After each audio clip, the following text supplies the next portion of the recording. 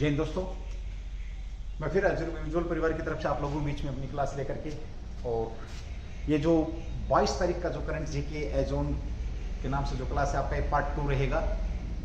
थोड़ा सा short class हम आप लोगों के बीच में लेकर आ रहे हैं। चलिए दोस्तों, अब जो अगला पार्ट है आज का, तो उसमें हम बात कर रहे हैं कि आज़ादी के महोत्सव से स्वर्णिम में भारत की ओर कार्यक्रम कब प्रारंभ किया गया।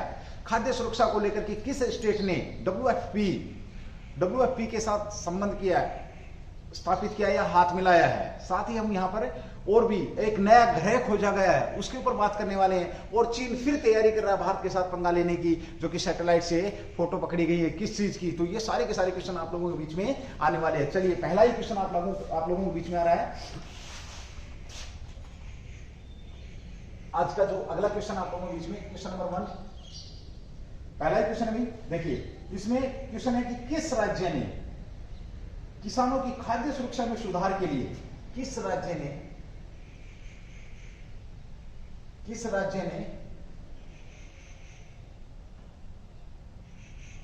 किसानों की खाद्य सुरक्षा में सुधार के लिए, खाद्य सुरक्षा में सुधार के लिए विश्व खाद्य कार्यक्रम WFP के साथ हाथ मिलाया या समझौता किया, समझौता किया, जो कि चर्चा का विषय रहा। बहुत शानदार क्वेश्चन है दोस्तों। देखिए, WFP के साथ किस राज्य ने, भारत का एक राज्य है जिसने इनके साथ हाथ मिलाया है, और किसके लिए भी, किसानों की खाद्य सुरक्षा को लेकर के, इन्होंने क्या किया है, हाथ मिलाया है। किसानों की खाद्य सुरक्षा के लिए किस राज्य ने, तो ये आपका आंसर रहेगा सीधा ओडिशा ऐसा करने वाला वही राज्य है आपका। ओडिशा ने अभी हाल ही में ये काम किया है। चलिए देखिए, संयुक्त राष्ट्र विश्व खाद्य कार्यक्रम, world food programme, world food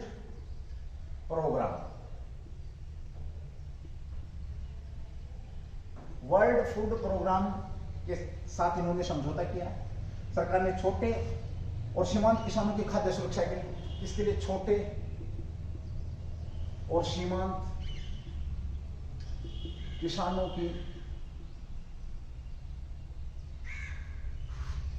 की खाद्य सुरक्षा के लिए, ये बात हो चुकी है अपनी, है ना। किसके लिए किया है, तो ये भी आप लोगों को पता लग गया है। किसानों को सुरक्षा मुहैया कराएगा, किस प्रकार से किसान कौन कौन सी फसल बोएंगे, कैसे क्या रहेगा, इससे संबंधित बातों को लेकर के इन्होंने क्या किया भाई, समझौता किया है। ये समझौता आप लोगों को पता है कैसे हुआ। देखिए, चलिए बताता हूं भाई। इस समझौते का उद्देश्य ले लो। उद्देश्य देखिए, कोई भी संधि या समझौता होता है तो उसका उद्देश्य होता है जलवायु परिवर्तन के प्रति किसानों को लचीलेपन को मजबूत करना, जलवायु परिवर्तन के प्रति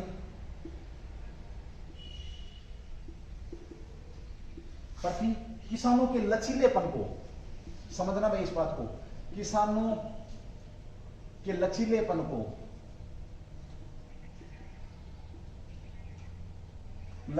को मजबूत करना। मतलब ये है कि भाई इसमें जो जलवायु परिवर्तन हो रहा है, किसान उसकी तरफ कम ध्यान दे रहे हैं। तो जलवायु परिवर्तन को लेकर के किसानों के, जैसे जलवायु परिवर्तन की बात करें, एक समय था कि फिक्स समय होता था, भाई उस समय बारिश होगी, उस समय गर्मी पड़ेगी, उस समय लूएं चलेंगी, उस समय सर्द हवाएं चलेंगी, उस समय गोल्डन ड्रॉप होगा, जैसे कि अब हो रहा है मौसम। एक पहले क्या होता था कि जैसे जलवायु की मैं बात करूं, पहले क्या था कि कुछ फसलों के लिए जैसे धीरे धीरे पानी की जरूरत पड़ती, तो पहले 6-6, 7-7 दिन लगातार मतलब बारिश होती रहती थी, हल्की छोटी छोटी बूंदों में बारिश होती रहती थी। आजकल या तो वो एकदम से बहुत तेज बारिश हो जाती है, आधे घंटे में बारिश हुई खत्म, और वही बारिश पूरी बाढ़ लेकर आती है। तो ये क्या एक जलवायु परिवर्तन है। जो बारिश आपकी मान लिया जून में होनी थी, मई में होनी थी, वो बारिश जाकर के आपकी अगस्त में हो रही है। तो ये एक आप जलवायु परिवर्तन के तौर पे इसको देख सकते हैं। और इन सारी चीजों को समझाने के लिए जो आपका वर्ल्ड फूड प्रोग्राम है, उसके तहत उड़ीसा ने क्या किया है, एक समझौता किया है। ये भी बात आप लोगों को पता होनी चाहिए। ओके, अब इसमें ये क्या करेगा, कृषि विभाग छोटे किसानों को सेवा, WFP और कृषि विभाग दोनों मिलकर के क्या करेंगे, देखिए WFP प्लस कृषि विभाग, कृषि विभाग क्या करेगा अभी भाई, कृषि विभाग दोनों मिलकर के क्या करेंगे, छोटे किसानों को सेवा प्रदान करने के लिए दिशा निर्देश और टूल किट विकसित करेंगे। देखिए दिशा निर्देश यानी कि जानकारी देंगे किस प्रकार से खेती करेंगे, दिशा निर्देश और टूल किट जारी करेंगे। कौन कौन करेंगे ये आप लोगों को पता लग गया, उड़ीसा और आपका वर्ल्ड जो फूड प्रोग्राम है ये। अब थोड़ी सी एक बार हम बात कर लेते हैं किसके ऊपर, वर्ल्ड फूड प्रोग्राम के ऊपर बात कर लेते हैं। देखिए विश्व खाद्य कार्यक्रम की अगर हम बात करें, हिंदी में इसको ले लो विश्व खाद्य कार्यक्रम में, विश्व खाद्य कार्यक्रम मोस्ट इंपोर्टेंट क्वेश्चन है, ध्यान रखेंगे ये आप लोगों का कार्यक्रम, क्योंकि ये सबसे बड़ा कार्यक्रम है, ध्यान रखेंगे विश्व का सबसे बड़ा कार्यक्रम 2012 के बाद भाई, यह दुनिया का सबसे बड़ा संगठन है, यह दुनिया का सबसे बड़ा, कैसा भी सबसे बड़ा संगठन है, ये भी आप लोगों को पता होना चाहिए, संगठन है कैसा है, सबसे बड़ा संगठन है। ओके, साथ ही हम बात करें इसका जो केंद्र हो क्या, भूख और खाद्य सुरक्षा, भूख और खाद्य सुरक्षा, खाद्य सुरक्षा क्या है भाई, सुरक्षा इसका केंद्र है, कह सकते हो आप, भूख और खाद्य सुरक्षा इसका क्या भाई केंद्र है। देखिए एक हैंगर इंडेक्स आया था आप लोगों का, कल परसों हमने कल परसों तो नहीं, बहुत पहले बात करी होंगी मैंने, शायद हैंगर इंडेक्स पे जरूर बात करी होंगी। यहाँ पे मेरा क्वेश्चन आप लोगों के लिए, विश्व हैंगर इंडेक्स में भारत का स्थान कौन सा है। अगर मैं हालत की बात करूं तो पीछे से बहुत पहले नंबर पे मिल जाएगा वो आप लोगों को, भारत की हालत बहुत ज्यादा खस्ता हालत है। और मैं अगर बात करूं हैंगर इंडेक्स में तो पाकिस्तान हमसे अच्छी स्थिति में है, जो हमारा परम कमीना मित्र है, जो वो हमसे क्या है अच्छी स्थिति में, ये दुख की बात है ना। दुख की बात तो यही है कि भारत हैंगर इंडेक्स में शामिल कैसे है, भारत में कोई भी भूख से नहीं मरना चाहिए, यही होना चाहिए अभी, है ना। भूख और खाद्य सुरक्षा केंद्र पर यह आधारित है, आपको पता है। और स्कूली योजना का, अच्छा क्वेश्चन भाई, स्कूली योजना का कह सकते हैं, मिड डे मील वाला जो भी आप समझ रहे हैं, स्कूली योजना का, स्कूली भोजन का सबसे बड़ा प्रदाता है, स्कूली भोजन का सबसे बड़ा प्रदाता, सबसे बड़ा प्रदाता है भाई, ये भी आपका कौन है, तो ये भी आपका यही है WFP है, ये भी आपको पता। स्थापना की बात ले लो भाई, इसकी स्थापना की बात, स्थापना कब हुई इसकी, तो स्थापना की अगर हम बात करें तो 1961 में कब की बात कर रहा है ये, 19 दिसंबर को भाई, 19 दिसंबर 1961 में WFP की स्थापना की गई।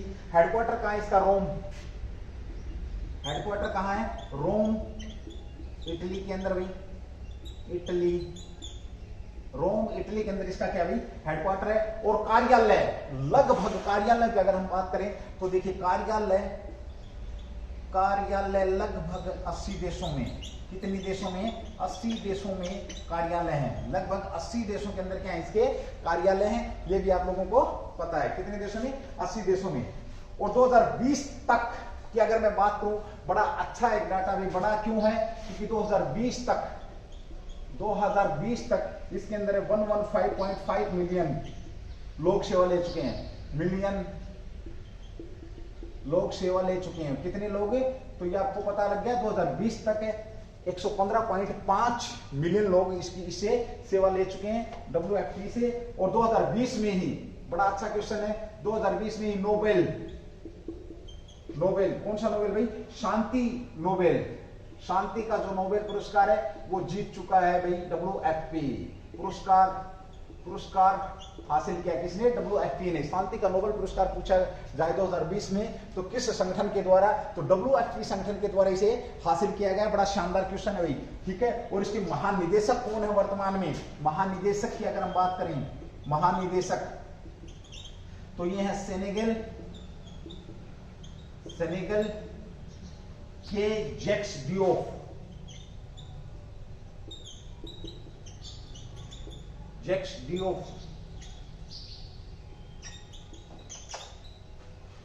इसके महानिदेशक हैं। चलिए दोस्तों, बात करिए हमने किसकी, किस राज्य ने किसानों के खाद्य सुरक्षा में सुधार के लिए WFP के साथ समझौता किया।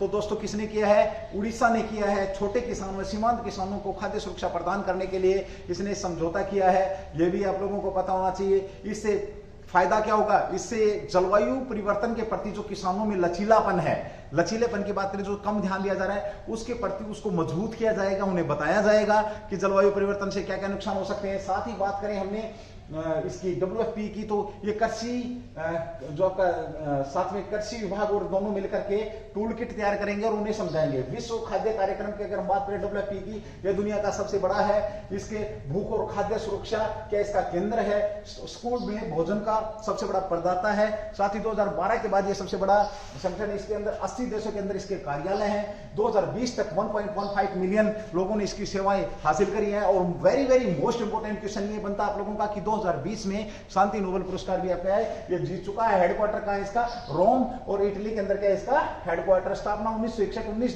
दिसंबर को इसकी स्थापना। ये सेनेगल के जैक्स डियोफ क्या है इसके वर्तमान के महानिदेशक हैं। और अभी हाल ही में चर्चा में क्यों है, ये आप लोगों के बीच में मैंने इस क्वेश्चन को दे दिया है। बहुत शानदार क्वेश्चन रहने वाला है दोस्तों, ध्यान रखेंगे इस क्वेश्चन का, बहुत मोस्ट इंपोर्टेंट क्वेश्चन रहेगा आप लोगों के लिए। चलिए भाई अगले क्वेश्चन की बात करते हैं। अभी हाल ही में चलिए एक बार इसका स्क्रीनशॉट ले लें, उसके बाद भी आगे बढ़ते हैं।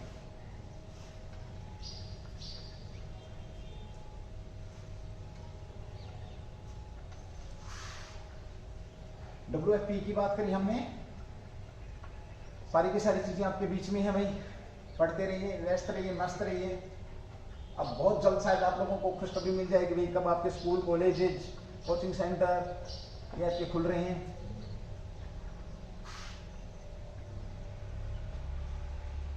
आने वाले 2022 के लिए बहुत मोस्ट इंपोर्टेंट क्वेश्चन रहेंगे भाई आप लोगों के बीच में ये, तो ये विशेष ध्यान रखेंगे इस बात का भी भाई।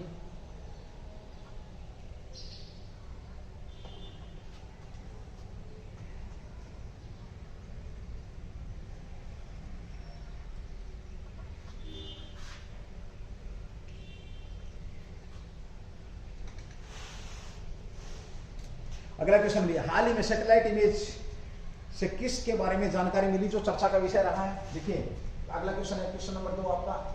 अभी हमने सैटेलाइट से क्या लिया है, सैटेलाइट से कुछ जानकारी मिली है। अभी एक्चुअल में मैं बात करूं आप लोगों से, देखिए तो सैटेलाइट ने एक पिक ली है और उस पिक में जो हमारा चीन है वो पेंगोंग झील के पास तकरीबन 20 किलोमीटर या 8 फिगर के पास, अगर मैं बात करूं लगभग 20 किलोमीटर के आसपास, 8 फिगर वही है जहां पर भाई आपकी जो अंतरराष्ट्रीय सीमा रेखा के आसपास की बात कर रहा है और वो वहां पर पुल बना रहा है अपने सैनिकों की जल्दी से जल्दी भारत में प्रवेश कराने के लिए।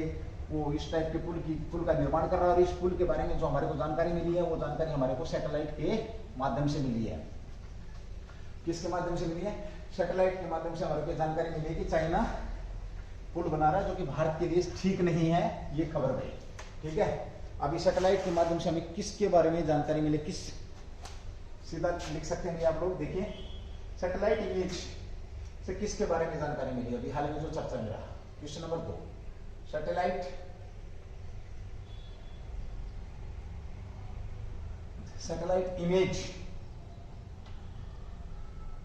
इमेज से हमें किसके बारे में जानकारी मिली है, किसके बारे में जानकारी मिली जो कि सुरक्षा के लिहाज से चर्चा का विषय, जो कि भारत की सुरक्षा के लिए लिहाज से, जो कि भारत की सुरक्षा के लिहाज से, इसके लिहाज से भी सुरक्षा के लिहाज से चर्चा का विषय है। सीधी सी बात करें, देखिए मैंने यहां पर आप लोगों को बताया, आपने पेंगोंग झील, अरे 3 इडियट मूवी देखी है? 3 इडियट मूवी में स्कूटी पे बैठ के जहां पे वो आती है, उन्होंने तुम्हारी जो हीरोइन साहिबा है, तो वही झील जो दिखाई गई झील है वही है पेंगोंग झील। और वो 8 फिगर के आसपास। और इसमें अगर बात करें 2/3 पेंगोंग झील पर 2/3 जो हिस्सा वो चीन का है। फरवरी में विवाद हुआ था, हमारे सैनिक आमने सामने थे, पिछले साल की अगर हम बात करें तो हमारे सैनिक आमने सामने, यहाँ तक कि टैंकों का भी आमना सामना हो गया था, 100-200 मीटर की दूरी बच गई थी भाई, ठीक है। और चीन के साथ विवाद बना हुआ है, वही उस झील को लेकर के उसी के आसपास 20 किलोमीटर दूर उसने एक पुल बनाया है, जो कि उसका भारत की अगर मैं बात करूं, भारत से जो उसका कनेक्शन 12 घंटे में जो रास्ता तय करना था, इस पुल के माध्यम से मात्र 4 घंटे में वो रास्ता तय करेगा, ये भी आप लोगों को पता है। हालांकि जो ये आपका 8 फिगर के अंदर है, इस 2/3 जो हिस्सा है वो हालांकि चीन के कब्जे में, पर भारत हम उसको अपनी सीमा रेखा के अंदर काउंट करते हैं। चलिए इसके ऊपर हम थोड़ी सी बात करते हैं, आपको समझ में आएंगी सारी चीजें। चलिए, तो चीन एक पुल बना रहा है, एक पुल बना रहा है भाई, पुल बना रहा है कहां पर, तो ये पैंगोंग झील, कौन सी झील पर पुल बना रहा है, पैंगोंग झील, पैंगोंग तसो, क्या कर रहा है, पैंगोंग तसो पर एक पुल बना रहा है। कहां पर बना रहा है, चीन एक पुल बना रहा है, ये सैटेलाइट इमेज है पैंगोंग तसो पर, और इसकी जो हमारे को इमेज मिली है, जो कि हमारे लिए भारत की सुरक्षा के लिए ये ठीक नहीं है। चीन हमेशा साम्राज्यवादी नीति को बढ़ावा देता है, अपने से कमजोर देशों को किसी भी तरीके से साम दंड भेद यूज करके अपनी तरफ करने के चक्कर में, और ये क्या बनना चाह रहा है, विश्व शक्ति बनना चाह रहा है। हालांकि समस्या से जूझ रहा है, इसकी उम्र जो काफी बढ़ रही है, बच्चे पैदा कम हो रहे हैं, मरेगा एक दिन जरूर मरेगा, प्रकृति के साथ खिलवाड़ किया मरेगा, ठीक है, पूरी दुनिया को मार रहा है वायरस, दाता यही है भाई आपका, है ना। यह पुल, हम यहाँ पर क्वेश्चन की बात करें, यह पुल 400 मीटर जो है, क्या आपका 400 मीटर लंबा है भाई, 8 मीटर ये आपका पुल चौड़ा है। कहां पर, पैंगोंग तसो में ये बना रहा है, लंबा और 8 मीटर चौड़ा आपका पैंगोंग तसो में ये बना रहा है। और यह उत्तरी तट पर, कहां पर भैया आपका, ये उत्तरी तट पर बना रहा है। और फिगर 8 से लगभग 20 किलोमीटर, देखिए फिगर 8 की अगर मैं बात करूं, फिगर 8 से लगभग 20 किलोमीटर पूर्व में बना रहा है, 20 किलोमीटर, लगभग 20 किलोमीटर कहां पर, पूर्व में बना रहा है, पूर्व में ये अपना पुल बना रहा है। भारत के अनुसार वास्तविक नियंत्रण रेखा फिगर 8 पर स्थित है। अब देखो भारत क्या बोल रहा है, ये फिगर 8 क्या है, जो वास्तविक जो रेखा, नियंत्रण रेखा, वास्तविक नियंत्रण रेखा, actual line of control, LAC, actual LOC नहीं, LAC, एक्चुअल या एक्चुअल लाइन ऑफ कंट्रोल, जो वास्तविक नियंत्रण रेखा, वास्तविक जो नियंत्रण रेखा है, ये फिगर 8 पर स्थित है। नियंत्रण जो रेखा कहां पर आपकी, फिगर 8 पर है। कहां पर है ये आपकी, फिगर 8 पर है, ये भारत की तरफ से है। देखिए यहां पर पूछ लेता आप लोगों से कि ये जो चीन के साथ कौन कौन सी रेखाएं सीमा रेखा, अंतरराष्ट्रीय सीमा रेखा बनाती हैं। तो अगर चीन की मैं बात करूं तो एक्चुअल लाइन ऑफ कंट्रोल या वास्तविक जो नियंत्रण रेखा, ये अक्साई चीन को भारत से अलग करती है। ऐसे भी क्वेश्चन आपका ज्योग्राफी का क्वेश्चन पूछा जाता है कि अक्साई चीन को कौन सी रेखा, सीमा रेखा अलग करती है, ये भी आप लोगों को पता है। दूसरी जो रेखा, सीमा रेखा, वो कौन सी है, जो भारत को चीन से अलग करती है, ठीक है। अक्साई चीन वाली मैंने बता दिया आपको, वास्तविक नियंत्रण रेखा, LAC, actual line of control की यहां पर हम बात कर चुके हैं, ठीक है। फिगर 8 पर यह नियंत्रण रेखा, उससे 20 किलोमीटर दूर ये पुल बना रहा है, जो कि ठीक नहीं है। यह भारत की दावा रेखा के भीतर है। अब भारत क्या दावा कर रहा है, जो ये जो पुल बनाया जा रहा है, यह भारत में है, यह भारत की दावा रेखा, यानी कि जो भारत का दावा है उस रेखा के भीतर है भाई, रेखा के भीतर है। यानी कि देखो आपने ध्यान दिया हो पिछले संसद में जब बात हुई थी अक्साई चीन की और POK की बात यहां पर हुई थी, तो हमारे जो गृह मंत्री साहब थे अमित शाह साहब ने एक भाषण दिया था उसमें, संसद के अंदर उसने बोला था कि जब भी मैं बात JNK की करता हूं तो उसके अंदर आपका POK शामिल है, पाकिस्तान ऑक्युपाइड कश्मीर उसके अंदर शामिल है, और जब भी मैं बात करता हूं JNK तो उसके अंदर अक्साई चीन भी आपका शामिल है। अक्साई चीन का जो हिस्सा जो उसने हमारा कब्जा कर रखा है, वो हिस्सा हमारे JNK के अंदर शामिल है, और उसी हिस्से को ध्यान में रखते हुए साम्राज्यवादी नीति का प्रसार कर रहा है यहाँ पर चीन, जो उसकी सेहत के लिए ठीक नहीं है आने वाले समय में, ठीक है। हमारे जो वीर सपूत है बड़े अच्छे ढंग से, बहुत सुंदर तरीके से जवाब देते हैं, ठीक है। 1958 में चीनी नियंत्रण, और यहां पर जो ये जो अभी बनाया रहा है, ये अगर हम बात करें जहां पर ये पुल बना है, ये कब से कब तक, 1958 से चीन के नियंत्रण में। ये क्षेत्र किसके नियंत्रण में है, चीन के नियंत्रण में है भाई, चीन के नियंत्रण में है, ठीक है। चीन के नियंत्रण में ये क्षेत्र जहां पर ये पुल बनाया जा रहा है। पैंगोंग तसो जो भूमि, पैंगोंग तसो की अगर मैं बात करूं, देखिए इसके 2/3 हिस्सा चीनी नियंत्रण में है। किसकी बात करें हम, पैंगोंग तसो की बात करें तो 2/3 हिस्सा चीन के पास है, इसका किसके पास है, चीन के पास है। और इसकी अगर दूरी की बात करते हैं तो लगभग 135 किलोमीटर ये भूमि है भाई। कितनी? 135 किलोमीटर के आसपास ये आपकी भूमि है। फरवरी 2021 में विवाद हुआ था, ये आप लोगों को पता है। और चीन इसका उद्देश्य है, लास्ट अगर मैं बात करूं इस पुल का उद्देश्य है तो सैनिक कार्रवाई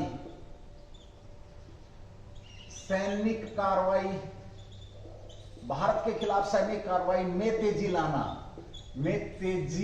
लाना इसका उद्देश्य है। जहां 12 घंटे का जो रास्ता था मानसरोवर से वो घट करके 4 आवर का रह जाएगा भाई, ठीक है। और ये पिक ली है, ये अभी हाल ही में जो तस्वीर ली है, ये किसने ली? हमारे सैटेलाइट के माध्यम से ये तस्वीर ली है। बहुत मोस्ट इंपोर्टेंट क्वेश्चन है, और अगर पेपर में ना भी पूछा जाए तो भी देश की सुरक्षा से जुड़ा मुद्दा। देखिए भाई, सैटेलाइट इमेज से हमें किसके बारे में जानकारी मिली है, तो ये आप लोगों को पता लग गया। चीन का एक पुल बना रहा है, पेंगोंग तसो पर बना रहा है, इसका 400 मीटर लंबा, 8 मीटर चौड़ा। सैनिक कार्रवाई में तेजी लाने इसका उद्देश्य है। उत्तरी तट पर फिगर 8 के पास है, फिगर 8 पर वास्तविक नियंत्रण आपका एक्चुअल लाइन ऑफ कंट्रोल वहीं पर है। 20 किलोमीटर पूर्व में बना रहा है, और ये भारत की दावा रेखा के अंदर है, इसलिए चर्चा का विषय है। और 2/3 पर किसका? चीन का हिस्सा है। 135 किलोमीटर पेंगोंग जो झील है उसका जो क्षेत्र वो कितना आपका?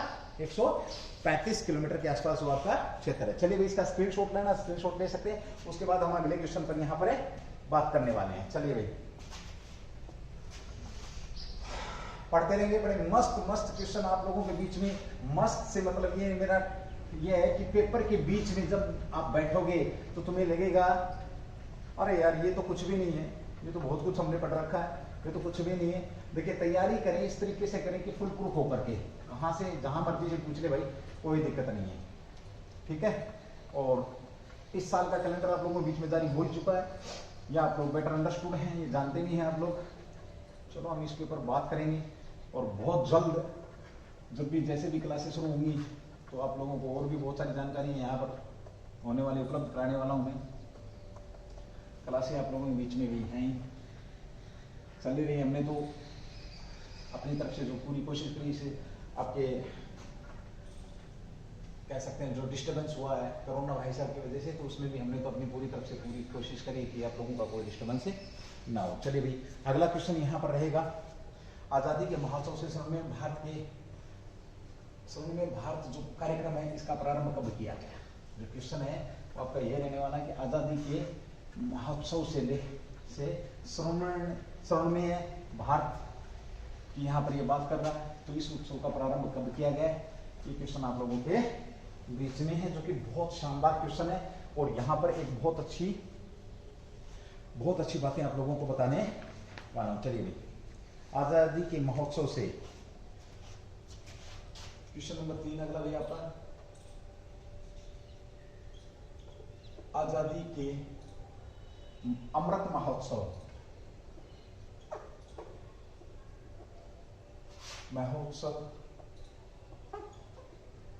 से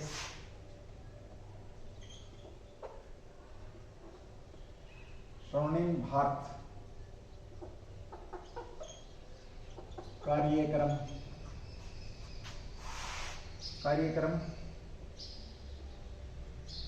कब आरंभ हुआ?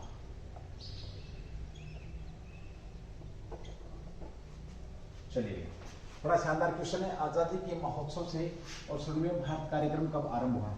इसका आंसर तो मैं आप लोगों को दे ही दूंगा।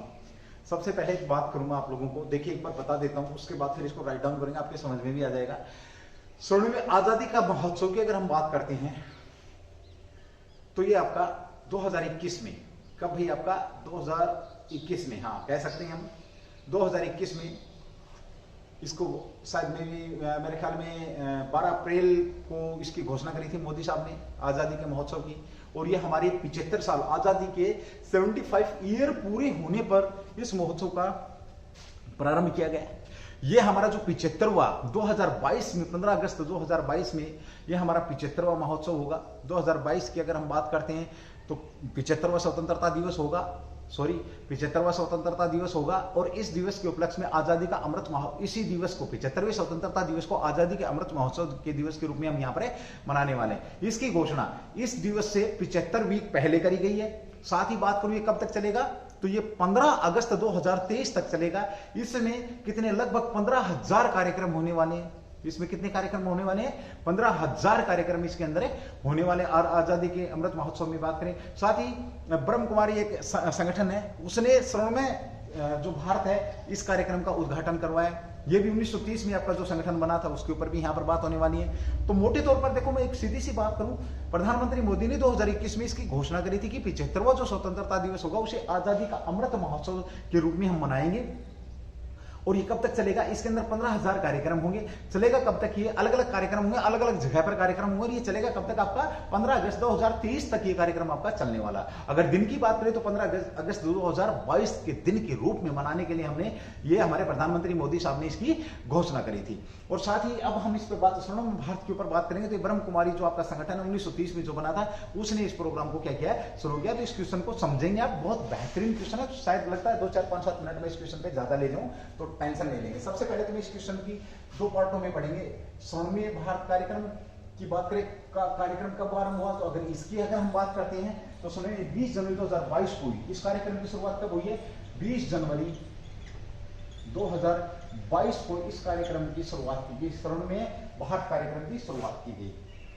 ओके, ये हिस्सा किसका रहेगा? आजादी के अमृत महोत्सव के, आजादी के अमृत महोत्सव से स्वर्ण भारत की ओर कार्यक्रम की शुरुआत हुई है। और इसकी शुरुआत किसने करी है? पीएम मोदी द्वारा। इसकी शुरुआत किसने करी है? पीएम मोदी द्वारा इसकी शुरुआत करी गई, शुरुआत करी गई। साथ के साथ राइट डाउन करेंगे भाई, बहुत शानदार क्वेश्चन है ये, आप लोगों को इधर उधर ढूंढने से भी नहीं मिलेंगे। ओके, आजादी के अमृत महोत्सव से स्वर्ण भारत की अगर हम यहाँ पर बात करते हैं तो देखिए ये किसको समर्पित है। सबसे पहले तो हम यहाँ पर बात करेंगे, देखिए ये ब्रह्मा कुमारियों द्वारा समर्पित, ब्रह्मा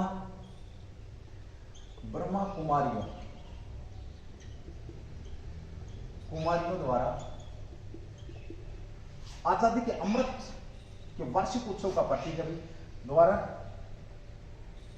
समर्पित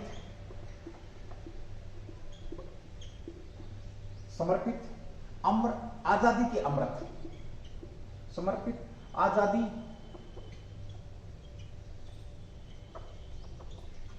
के अमृत के वार्षिक उत्सव का प्रतीक है। किसका प्रतीक है? ये आपको पता लगे, आजादी के अमृत के वार्षिक उत्सव का प्रतीक है ये भी आपका, ठीक है। और ब्रह्म कुमारियों के द्वारा समर्पित, इसके द्वारा ब्रह्म कुमारियों के द्वारा समर्पित। अब आ जाइए ब्रह्म कुमारी क्या भी है ना, उसके बाद फिर इस पे बात करेंगे। एक बार ये बता देता हूं आपको, ब्रह्म कुमारी क्या है? ये आपका आध्यात्मिक संगठन है भैया आपका। ब्रह्म कुमारी आपका आध्यात्मिक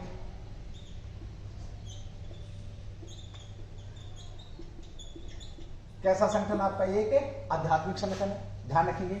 साथ ही बात करें इसका मुख्यालय कहां है? आध्यात्मिक संगठन का हेडक्वार्टर कहां है? माउंट आबू के अंदर। भी माउंट आबू कहां पर है ये आपको पता? माउंट आबू राजस्थान के अंदर है। माउंट आबू के अंदर ये भैया आपका स्थित है। और ये विश्व नवीनीकरण और व्यक्तिगत परिवर्तन के लिए समर्पित है। ये जो है आपका विश्व नवीनीकरण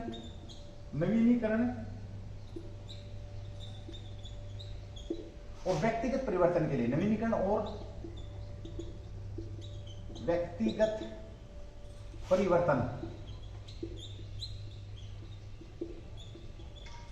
के लिए क्या है आपका? परिवर्तन के लिए समर्पित है, व्यक्तिगत परिवर्तन के लिए समर्पित है,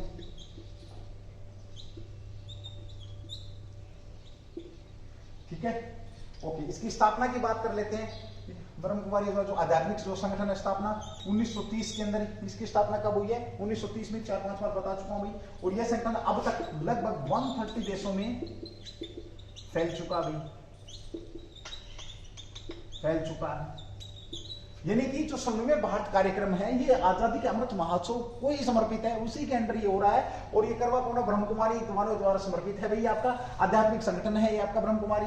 माउंट आबू में इसका क्या है भैया? आपका इसका मुख्यालय। और लगभग इसकी जो स्थापना की बात 1930 में स्थापना, और आध्यात्मिक संगठन है 130 देशों तक ये आप लोगों का फैल चुका। कितने देशों में फैल चुका आपका?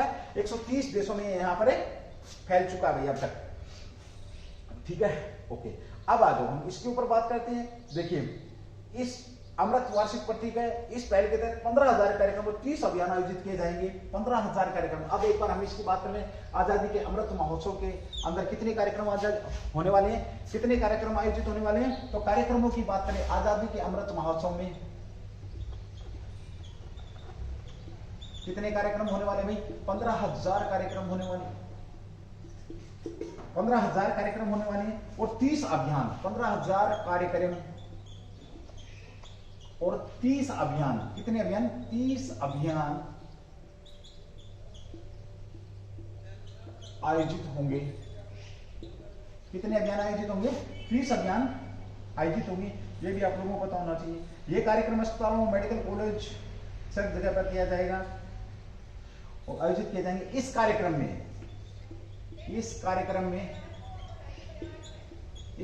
में आपका रिकी रेज, इस कार्यक्रम में रिकी रेज कौन आपके? ये एक सिंगर है भाई, रिकी रेज। ध्यान रखिए, इस कार्यक्रम में रिकी रेज, इस कार्यक्रम के लिए रिकी रेज एक गाना समर्पित करेंगे। रिकी रेज एक गाना समर्पित करेंगे। गाना समर्पित करने वाले हैं कौन? रिकी रेज भाई समर्पित करने वाले हैं। ये भी आपको पता होना चाहिए। एक गाना कौन समर्पित करें? आपके रिकी रेज कर रहे हैं। और जो रिकी रेज हैं ये आपके ग्रैमी अवार्ड प्राप्त है। इन्होंने कौन सा अवार्ड जीत रखा है? ग्रैमी अवार्ड इन्होंने जीत रखा है, ग्रैमी पुरस्कार। और ये जो ग्रैमी पुरस्कार है इसका संबंध किससे? संगीत से। ये भी आप लोग ध्यान रखेंगे। ग्रैमी पुरस्कार विजेता जो है आपके, इन्होंने ये जीत रखा है। ओके, और ये एक गाना यहाँ पर करने वाले हैं। ये क्या करने वाले हैं? यहाँ पर एक गाना करने वाले हैं। चलिए, आजादी के अमृत महोत्सव की अगर हम बात करें तो अब इसके लिए एक बार स्टार्टअप की अगर हम बात करते हैं तो देखिए, स्वतंत्रता दिवस 15 अगस्त 2022 को 75 ईयर पूरे हो रहे हैं। कितने? 75 साल पूरे हो रहे हैं। और इसकी जो हमने इसको स्टार्ट किया था, इसको 21 मार्च 2021 से इसको हमने प्रारंभ किया है। आजादी का महोत्सव में गलत बोल गया था, 12 अप्रैल भाई, गलत है वो, ध्यान रखेंगे। तो इसका जो महोत्सव का आरंभ कब हो रहा है? आरंभ कब हुआ आपका? ये तो ये आपका 12 मार्च 2021, 12 मार्च 2021 को इसका क्या हुआ? प्रारंभ हुआ। और कब तक चलने वाला? ये 15 अगस्त, मोस्ट इंपोर्टेंट है भाई आपका, 2023 तक आजादी का अमृत महोत्सव कार्यक्रम चलने वाला है। और इसकी घोषणा किसने करी थी? तो पीएम मोदी साहब ने इसकी घोषणा करी थी 12 मार्च। फिर बोल रहा हूं, जो आजादी का अमृत महोत्सव आपका ये 12 मार्च 2021 से लेकर के 15 अगस्त 2023 तक चलने वाला है। इसकी घोषणा 21 में हो चुकी थी। इसके तहत कार्यक्रम 15,000 होने वाले, 30 अभियान इसके अंदर आयोजित किए जाएंगे। इस कार्यक्रम में रिकी रेज एक गाना समर्पित करने वाले, ग्रैमी पुरस्कार आप लोगों को मिलेगा। ब्रह्म कुमारी जो आध्यात्मिक वाली यहाँ पर ये भी बात हुई है, ये भी आप लोग ध्यान रखेंगे भाई, ठीक है। जो इसमें ये रहेगा आप लोगों का। ओके, साथ ही हम बात करें मनाया कब जाएगा, तो ये 15 अगस्त 2022 को, अगर दिन की बात करें तो 15 अगस्त 2022 को मनाया जाएगा। अब यहाँ पर मैं थोड़ी सी एक बार बात कर लेता हूँ, ग्रैमी पुरस्कार को लेकर के बात कर लेता हूँ। ग्रैमी पुरस्कार भाई, सारी चीजें भाई पॉसिबल नहीं है, जितना थोड़ा थोड़ा मैं कोशिश कर रहा हूँ आप लोगों को सब कुछ टच कराने। देखिए, संगीत का पुरस्कार है, ये आपको पता है, संगीत का पुरस्कार है, फेमस पुरस्कार है। इसके जो पहला अवार्ड था ये कब हुआ था? ग्रैमी पुरस्कार का ये 4 मई 1959 को ये अवार्ड हुआ था। और इसका जो संगीत कला जो 59 में जो अवार्ड दिया गया था, ये कौन से कलाकारों को दिया गया था? जो 1958 के जो संगीत कलाकार थे, संगीत कलाकारों को ये दिया गया था। अगर कलाकार पूछे तो ये आप लोगों को पता है। अब लास्ट आपका ग्रैमी पुरस्कार 2021 जो अवार्ड है, ये 63वां समारोह था भाई। कौन सा समारोह था? 63वां समारोह था, ये भी आप लोगों को पता होना चाहिए। और सॉन्ग ऑफ द ईयर, और ये जो 63वां हुआ था कहां पर हुआ था आपका, ये एक बार नोट करेंगे, लॉस एंजिल्स, जहां पर कि आपका 2028 में क्या होने वाला, आपका ओलंपिक भी होने वाला है। ओलंपिक भी आपका 2028 में लॉस एंजिल्स में होने वाला है। 63वां जो आपका हुआ था कहां पर? लॉस एंजिल्स के अंदर हुआ था, ये भी आप लोगों को पता होना चाहिए। सॉन्ग ऑफ द ईयर कौन सा था? तो सॉन्ग ऑफ द ईयर था ये, एक्चुअल जो 63वां हुआ था कब हुआ था? ये 14 आपका जो मार्च है 2021 में हुआ था, ये भी आप लोगों को पता होना चाहिए। साथ ही हम बात करें सॉन्ग ऑफ द ईयर को, I can breathe, song of the year, song of the year भी यहां पर नोट करेंगे आप जब संगीत की बात चल रही है। I can breathe, I can breathe, ये सॉन्ग ऑफ द ईयर है, यहां पर हमने बात करी है। ठीक है, चलिए दोस्तों एक बार समझा देता हूं आप लोगों को। देखिए हमने यहां बात करी आजादी के अमृत महोत्सव के समय में भारत कार्यक्रम तक, इसका जो आयोजन किया गया कब किया गया, 20 जनवरी 2022 को ब्रह्म कुमारियों द्वारा ये समर्पित है ये कार्यक्रम। और इसके अंदर आजादी के अमृत महोत्सव का ही हिस्सा है, या आप इसको आजादी का अमृत महोत्सव कार्यक्रम भी कह सकते हैं। चलिए हमने थोड़ा सा एक बार बात करो ब्रह्म कुमारियों की, तो ब्रह्म कुमारी जो आध्यात्मिक संगठन है हेडक्वार्टर माउंट आबू में विश्व के नवीनीकरण और व्यक्तिगत परिवर्तन को समर्पित है। साथ ही बात करें 1930 में इसकी स्थापना की गई है, 130 देशों में फैला हुआ है, 130 देशों में ये फैला हुआ है। ठीक है, ओके। अब आ जाओ आप आजादी के अमृत महोत्सव की अगर हम बात करें तो आजादी का जो अमृत महोत्सव इसके अंदर 15,000 कार्यक्रम होने वाले हैं। और इसकी जो प्रारंभ इसकी घोषणा की गई थी 12 मार्च से लेकर के आपका 12 मार्च 2021 से लेकर के, हाँ भाई 12 मार्च 2021 से लेकर के 12 मार्च लिखा हुआ शायद मैंने, हाँ 12 मार्च 2021 से लेकर के 15 अगस्त 2023 तक ये चलने वाला है। 75 वर्ष हमारे कब हो रहे हैं, 15 अगस्त 2022 को हमारे 75 वर्ष पूरे हो रहे हैं, ये आप लोगों को पता है। यहाँ पर इस कार्यक्रम में एक जगह पर कौन, ग्रैमी अवार्ड विजेता रिकी रेज एक गाना समर्पित करेंगे। ग्रैमी पुरस्कार उन्होंने जीत रखा है। ग्रैमी पुरस्कार की हमने बात करी 4 मई 1969 को इसको पहली बार दिया गया था, संगीत से संबंधित है। 1969 में 1958 के जो आपके 1958 के जो कलाकार थे उनको दिया गया था। 2021 के अंदर ये 63वां आपका ग्रैमी पुरस्कार समारोह हुआ था। और ये कहां पर हुआ था, लॉस एंजिल्स के अंदर हुआ था। लॉस एंजिल्स वही एंजिल्स है जहां 2028 में आपके ओलंपिक होने की घोषणा कर रखी है। साथ ही हमने यहां पर बात करी सॉन्ग ऑफ द ईयर की, आई कैन ब्रीथ, ये सॉन्ग ऑफ द ईयर है। आजादी के महोत्सव का पता लग गया, ब्रह्म कुमारी का पता लग गया आप लोगों को। ये सारे के सारे मोस्ट इंपोर्टेंट क्वेश्चन है, इन चीजों का आप लोगों को पता होना चाहिए। ठीक है, ओके। प्रधानमंत्री इसके अंदर कुछ पहले भी करा, इस कार्यक्रम के दौरान निम्नलिखित पहलों का शुभारंभ किया। कुछ पहलों का यहाँ पर मैं एक बार थोड़ा सा इसको रफ करूंगा, उसके बाद भी कर ही देता हूँ इसको रफ। फिर 7 पहले एक बार किसी ने अगर नोट करना तो नोट कर सकते हैं, अगर किसी ने स्क्रीनशॉट लेना तो स्क्रीनशॉट ले सकते हैं। बहुत बेहतरीन जानकारी आप लोगों के बीच में। चलिए मैं इसको एक बार रफ कर देता हूँ, ठीक है। उसके बाद बात करेंगे प्रधानमंत्री ने इसके अंदर 7 जो अहम पहल हैं, उन पहलों का भी 6-7 पहल है वो मैं यहाँ पर नोट करवा दूंगा आप लोगों को। उनका भी इस कार्यक्रम के तहत प्रारंभ किया गया, ये भी आप लोगों को पता होना चाहिए। बहुत शानदार क्वेश्चन है आप लोगों के।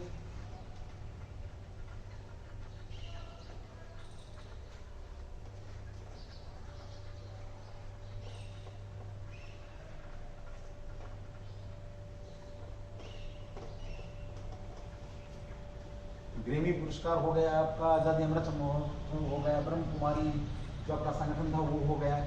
कहने को नंबरिंग 1 2 3 चलती है, लेकिन दोस्तों एक बार तसल्ली से सोच के देखना कि कितने जो क्वेश्चन है आप लोगों के बीच में आ रहे हैं। बहुत शानदार से शानदार क्वेश्चन, कंटेंट जो आपके एग्जाम के हिसाब से बनता है, उन्हीं क्वेश्चनों को यहाँ पर लेकर के आया जाता है। उन्हीं क्वेश्चनों को यहाँ पर लेकर के आया जाता है। काफी ढूंढी भाड़ होती है इसमें, भाई रिसर्च होता है कि कौन से क्वेश्चन काफी सम्मान आत्म विश्लेषण किया जाता है, तब जाकर के क्वेश्चन आप लोगों के बीच में आते हैं। करंट तो करंट ही है भाई, जो घटना हो रही है वो तो हमें पढ़नी पड़ेगी, हमारी मजबूरी है, ठीक है। उन घटनाओं को जोड़ करके हम उनके साथ हम क्या पढ़ रहे हैं ये बड़ा मैटर करेगा। उन घटनाओं के साथ हम क्या पढ़ रहे हैं, किस तरीके की पढ़ाई कर रहे हैं, वो एक अलग मैटर यहाँ पर रहने वाला है। चलिए, इस कार्यक्रम के तहत जो प्रधानमंत्री मोदी साहब हैं वो क्या कर रहे हैं उसके ऊपर हम यहाँ पर बात करने वाले हैं। प्रधानमंत्री मोदी ने क्या 6-7 चीजें यहाँ पर करी हैं। देखिए कार्यक्रम के साथ क्या, आत्मनिर्भर भारत के आत्मनिर्भर किसान पहल। देखिए आत्म पूछ लेगा कैसे भी घुमा फिरा के आप लोगों को, आत्मनिर्भर भारत के तहत, आत्मनिर्भर भारत के तहत आत्मनिर्भर किसान भाई, आत्मनिर्भर यानी कि किसानों की आत्मनिर्भरता पर बात करी गई है, निर्भर किसान भाई, ठीक है, पहला। दूसरा जो इसी कार्यक्रम प्रधानमंत्री ने इस कार्यक्रम पहलों का शुभारंभ किया है, ये पहल है, ओके। भारत महिलाएं दर्जा रहा भाग होंगी भाई, महिलाएं भारत की। सीधा पूछेगा कि किस कार्यक्रम के तहत था, ध्वज वाहक। फिर भैया आपका अनदेखा भारत, एक साइकिल रैली भाई, अनदेखा भारत एक साइकिल रैली भाई।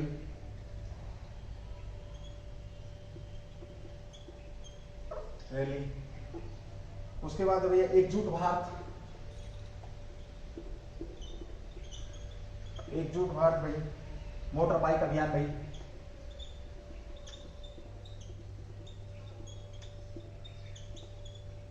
अभियान। पांचवा आपका रहने वाला भाई स्वच्छ भारत अभियान के तहत पहल, स्वच्छ भारत अभियान के तहत पहल भाई, स्वस्थ भारत अभियान के तहत पहल। अगला भाई मेरा भारत स्वस्थ भारत के तहत हरित पहल।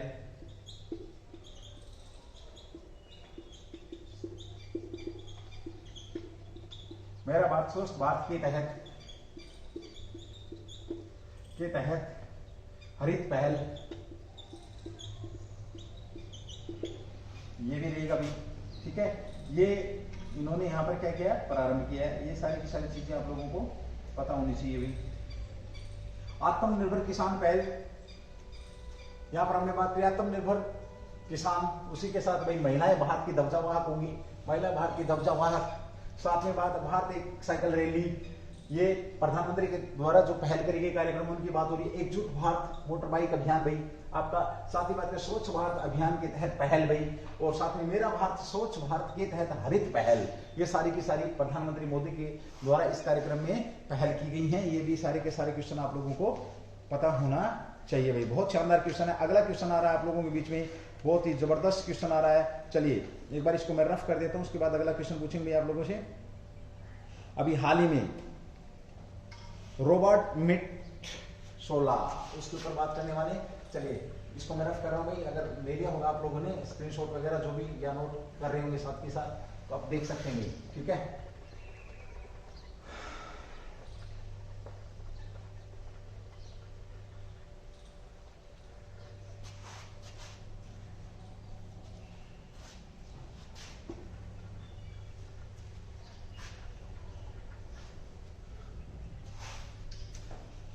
क्वेश्चन नंबर 4 भाई आपका आज का क्वेश्चन नंबर 4 है, रॉबर्ट मेट्सोला किस बहुपक्षीय संस्था की सबसे युवा अध्यक्ष बनी है? इंटरनेशनल क्वेश्चन है। रोबर्टा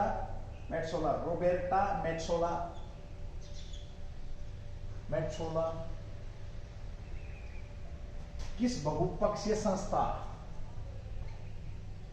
किस बहुपक्षीय संस्था की सबसे युवा अध्यक्ष बनी है भाई? सीधा सा क्वेश्चन है, बात करेंगे इसके ऊपर भाई। देखिए ये कहा कि यूरोपीय संसद के लिए, यूरोपीय संसद। चलिए देखिए ये कौन है भाई, आपकी 43 वर्ष की है भाई, ये आपकी केंद्रीय दक्षिणीपंथी सांसद रॉबर्ट मेट्सोला यूरोप के संसद की अध्यक्षता करने वाली तीसरी महिला के रूप में चुना है। इस यूरोपीय संसद की अध्यक्षता करने वाली कौन सी महिला है? तीसरी महिला भी, इससे पहले 2 हो चुकी भी। कौन सी महिला? तीसरी महिला है, चुना गया है। और ये सबसे छोटे राष्ट्र, तीसरी महिला है, तीसरी महिला है। यहां क्वेश्चन ये पूछा जाएगा कि कौन से राष्ट्र से इनका संबंध है देश से, तो ये सबसे छोटा राष्ट्र है यूरोपीय संघ के, यूरोपीय संघ के सबसे छोटे राष्ट्र माल्टा से। छोटे राष्ट्र कौन सा? कभी माल्टा। कहां से है? माल्टा से। सबसे छोटे राष्ट्र माल्टा से हैं। यूरोपीय संघ की सदस्यों की संख्या की अगर हम बात करते हैं तो कितनी है? ये क्वेश्चन आप लोगों के लिए 28 थी मेरे ख्याल में, 27 इंग्लैंड इससे क्या हो गया? बाहर हो गया है। ठीक है, इंग्लैंड इससे क्या हो गया? बाहर हो गया। ये भी क्वेश्चन आप लोगों का बहुत बेहतरीन क्वेश्चन है, ध्यान रखेंगे इस चीज का भी देखिए, ठीक है। चलिए अगला क्वेश्चन आप लोगों के बीच में बड़ा शानदार क्वेश्चन है, जिसके ऊपर हम यहाँ पर बात करने वाले हैं। बहुत बेहतरीन क्वेश्चन रहेगा भाई आप लोगों का। स्ट्रीट फॉर पीपल चैलेंज क्या है? अगला क्वेश्चन आप लोगों के बीच में क्वेश्चन नंबर 5 देखिए, स्ट्रीट फॉर पीपल चैलेंज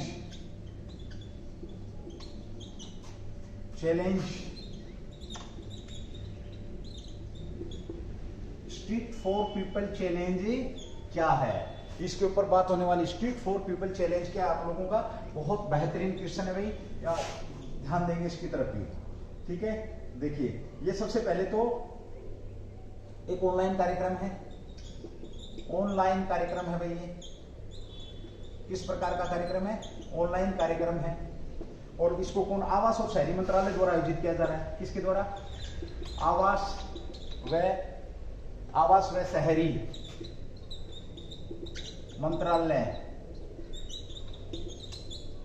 द्वारा आयोजित किया जा रहा है, आयोजित किया जा रहा है, आयोजित। और इसके मंत्री कौन है? ये हैं आपके हरदीप सिंह पुरी भाई, हरदीप सिंह पुरी क्या है? इसके मंत्री हैं। सीधी सी बात करें, देखिए स्ट्रीट फॉर पीपल चैलेंज क्या है? तो ये एक ऑनलाइन कार्यक्रम है, इससे आवास व शहरी मंत्रालय द्वारा इसे लॉन्च किया गया है, आयोजित किया गया है। ये भी आप लोग समझ रहे हैं, हरदीप सिंह पुरी के आपके आवास व मंत्रालय के मंत्री हैं, कैबिनेट मंत्री, ये भी आप लोगों को पता है। ओके, इसमें इस इवेंट के परिणाम हाल ही में घोषित हुए हैं। देखिए स्ट्रीट फॉर पीपल चैलेंज के साथ साथ, स्ट्रीट फॉर पीपल चैलेंज के साथ साथ यहाँ एक और वह India cycle for change challenge,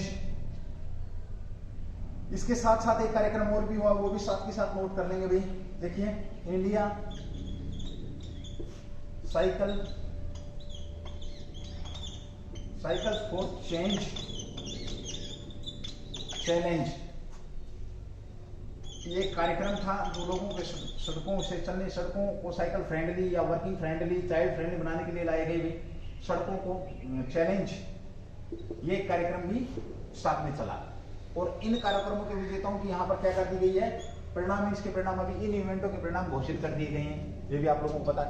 अब देखिए ये प्रोग्राम क्या है, मैंने यहाँ पर बात करी स्ट्रीट फॉर पीपल चैलेंज, उसी के साथ बात करी इंडिया साइकिल फॉर चेंज आपका चैलेंज। तो इससे क्या है कि आपका सड़कों पर जो साइकिल चलाने के लिए आपका फ्रेंडली तौर पे आप कैसे, मतलब ये कि आप सुरक्षित रूप से सड़कों पर पैदल चल सकें, साइकिल चला सकें, इससे संबंधित आपका ये प्रोग्राम था। देखिए आप लोग नोट कर सकते हैं, सड़कों को साइकिल फ्रेंडली, देखिए सड़कों को साइकिल फ्रेंडली बनाने, फ्रेंडली, साथ ही वॉकिंग फ्रेंडली और चाइल्ड फ्रेंडली बनाने के लिए बदलाव लाए। चाइल्ड यानी कि बच्चे जाएं, दुर्घटना ना हो, जैसे साइकिल वालों के साथ दुर्घटना हो जाती है। हमने कल परसों बात करी थी कि तकरीबन 17,000, 2020 की बात थी शायद, लगभग 17,000 पैदल सवारों को मार दिया गया था एक्सीडेंट के दौरान, यानी कि चलती गाड़ियों ने पैदल चलने वालों लोगों को मार दिया था, ये भी आप लोगों को पता है। तो उससे चीज से जुड़ी हुई चीज है। देखिए सड़कें साइकिल फ्रेंडली होंगी, वॉकिंग फ्रेंडली होंगी, चाइल्ड फ्रेंडली होंगी, यानी कि कोई हादसा नहीं होगा।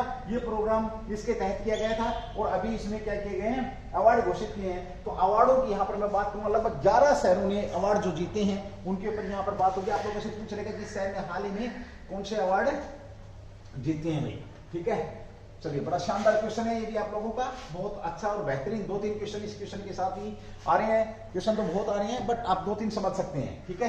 चलिए तो 11 स्ट्रीट फॉर पीपल अवार्ड जीता। देखिए 11 कितने शहरों ने? लगभग आप कह सकते हैं लगभग 11 शहर, इन्होंने कौन सा अवार्ड जीता है अभी? Street for people challenge award, streets for people challenge award जीता भाई। सॉरी, स्ट्रीट फॉर पीपल कितने? 11 शहरों ने जीता। कौन कौन से? देखिए औरंगाबाद है, बेंगलुरु है, गुरुग्राम है, औरंगाबाद, बेंगलुरु, गुरुग्राम, गुरुग्राम अभी आपका कोची, नागपुर, कोची है, नागपुर है, ये भी आप लोगों को पता है। उसके बाद है पिंपरी चिचवाड़ा, पुणे, पिंपरी चिचवाड़ा, पुणे। साथ ही हम बात करें उदयपुर, कोहिमा, उज्जैन, उदयपुर है भाई, कोहिमा है, उज्जैन है आपका, राउरकेला, वडोदरा और वारंगल, वारंगल, राउरकेला, राउरकेला हो गया आपका। उसके बाद इंदौर है, उदयपुर हो गया, सॉरी, उज्जैन, विजयवाड़ा, कोहिमा, उज्जैन और विजयवाड़ा, कोहिमा, उज्जैन, ये नहीं है भाई, सॉरी, ये दूसरे वार्ड में है। उज्जैन के बाद आपका विजयवाड़ा, विजयवाड़ा 1 2 3 4 5 6 7 8 9 10 11, ये आप लोगों के हो चुके हैं भाई। 11 शहर आप लोगों के बीच में आ चुके हैं। ये 11 शहरों ने कौन सा street for people challenge award in 11 शहरों ने जीता है। साथ ही हम बात करें, देखिए 10 शहरों ने नटरिंग नेबरहुड चैलेंज, नटरिंग कह सकते हो आप, नटरिंग इंग्लिश में लिख लेंगे आप लोग, NURTURING, नेबरहुड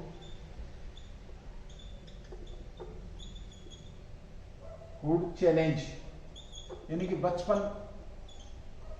से संबंधित यहां पर ये बात कर रहा है। 10 शहरों ने अवार्ड जीता भाई। कितने शहरों ने? 10 शहरों ने अवार्ड जीता है। बेंगलुरु है, हुबली, धारवाड़ है, बेंगलुरु, हुबली, धारवाड़ कह सकते हैं आप, इंदौर है, इंदौर के बाद आपका जबलपुर है भाई, जबलपुर, कोच्चि, कोहिमा, कोच्चि, कोहिमा।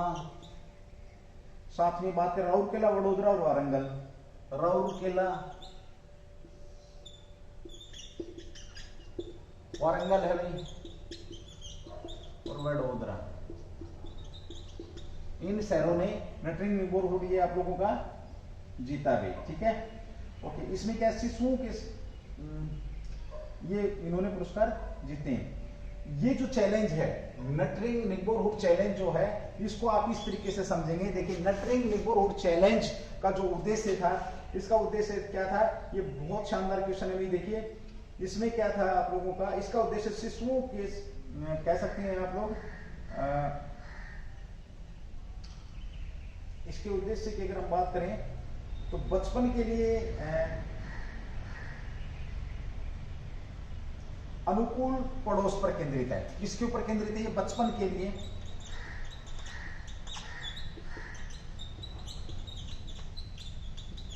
अनुकूल पड़ोस।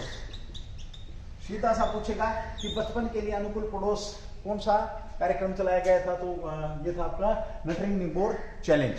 हमने यहाँ साइकिल की भी बात करी है, फ्रेंडली बनाने के लिए भी बात करी है। ये सारे के सारे क्वेश्चन आप लोगों के बीच में हैं भाई, ठीक है। अभी आज का जो सेशन है आपका क्लास का, वो यहीं पे समाप्त होता है। आज हमने बहुत से क्वेश्चनों के ऊपर यहाँ पर बात करी है।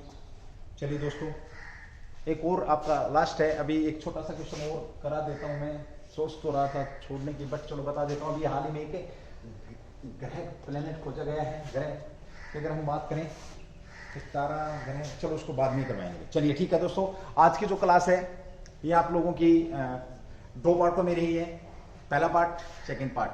यहाँ पर हमने बहुत बेहतरीन से क्वेश्चन आप लोगों के बीच में डिलीवर करने की कोशिश करी है। चलिए, थैंक यू, जय हिंद, जय भारत, डू दी बेस्ट। उस चीज़ का बोलने का तो कोई मतलब है नहीं कि आप शेयर करें, लाइक करें, प्रमोट करें, फलाना करें, ढिमकाना करें, वो मैं कुछ नहीं बोल रहा भाई, ना ही मैं बोलूँगा। आपकी मर्जी, मेरा काम था करना, मैं कर रहा हूँ। बाकी आप लोग क्या करते हैं आप जाने। थैंक यू, जय हिंद, जय भारत। फिर मिलेंगे नए अंदाज में आप लोगों से।